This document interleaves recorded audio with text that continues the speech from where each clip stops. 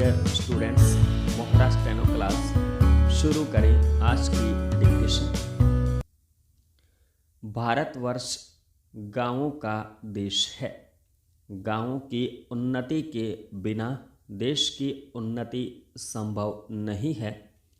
सच्चे प्रजातंत्र के लिए सारे समाज में सुख समृद्धि तथा समानता होना आवश्यक है।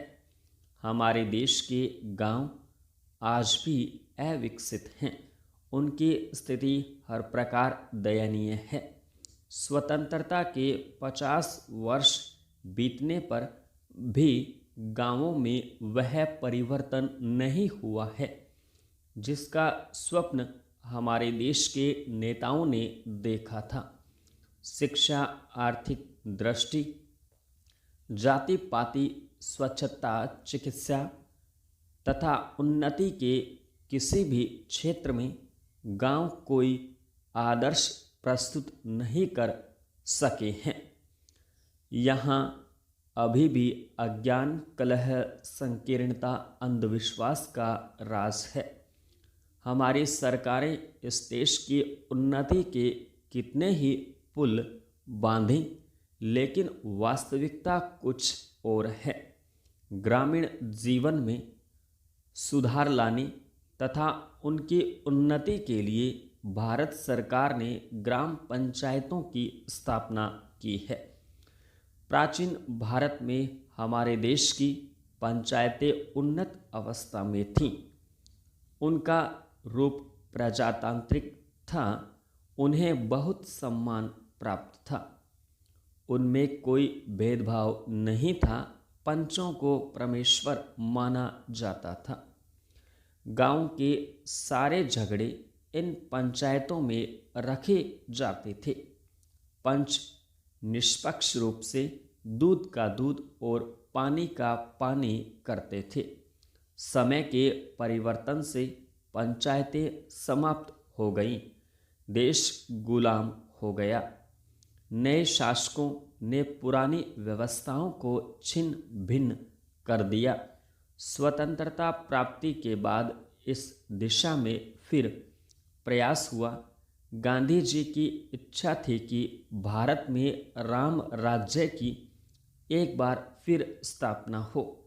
इस स्वप्न को पूरा करने के लिए सन 1947 में एक पंचायती राज्य कानून बनाया।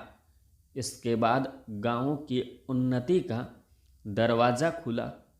इसके अनुसार 1000 या इससे अधिक आबादी वाले गांव में ग्राम सभा स्थापित हुई।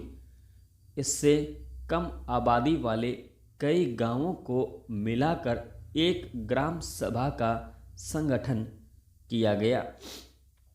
संविधान का भाग 11 जो 73वें संशोधन अधिनियम 1992 द्वारा अस्तित्व में आया और उसमें अनुच्छेद 243 से लेकर 243 ZG तक सारे अनुच्छेद शामिल हैं जो पंचायती राज से संबंध रखते हैं।